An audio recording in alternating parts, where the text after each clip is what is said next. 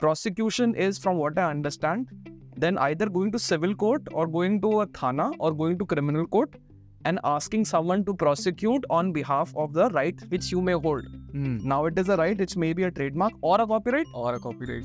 Is there criminal prosecution for copyright? Yes. So both trademark and copyright allows for anti-piracy. आपने सुना होगा piracy rates. Crossroads पे देखते हो वो books लेके आ जाते हैं. So there was a time when we did a whole flushing out of this thing that people, selling pirated copies of the books. वो आता है, वो आपके पास वो ये बुक ले लो जी, वो बुक ले लो जी, दीपक खुराना वो ले लो, उसको ले लो, Deepak Chopra and this and that. तो हमने वो किया था and those are pirated copies.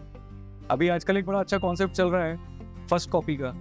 In law it is counterfeit. Every counterfeit is a counterfeit, every knock off is a knock off, every copycat is a copycat. वो first copy बोल के ना उसमें थोड़ी सी उसने goodwill बढ़ा दी उसकी. First copy है तो कॉपी. तो अब क्या है कि जब हम करते हैं तो दोनों ऑप्शन है. सिविल में क्या है कि आप डैमेजेस मांग सकते हो, आप शो कर सकते हो, वैल्यूएशन कर सकते हो, 100 चीज़ें कर सकते हो, लॉस ऑफ प्रॉफिट है. सिविल में यू कैन क्लेम डैमेजेस.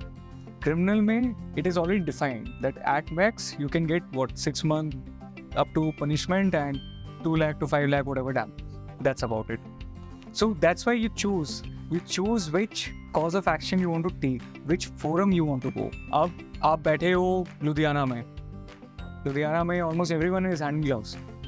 हमने एक रेड की बैंगलोर में. It was one of the most mischievous raids. Police के पास गए हम, यहाँ से हाई कोर्ट का ऑर्डर लेके we went to पुलिस कि यार हमें ये रेड कर दी है, पुलिस प्रोटेक्शन. जब तक हम गए पुलिस ने हमें बैठाया 45 minutes to an hour बैठा के रखा हमें, उतने में वहाँ गायब करवा दिया सामान. सो ये बड़े इश्यूज होते हैं. So when you are strategizing anti counterfeiting, anti piracy raids, then you have both options, going through high court civil route or going directly to police to do it. अब पुलिस क्योंकि local होती है तो वो hand gloves हो जाती है. बहुत बार ऐसा होता है. So, I mean, you were saying that it really depends on the place, what action should A lot of factors. There are times when there are fly-by-night people.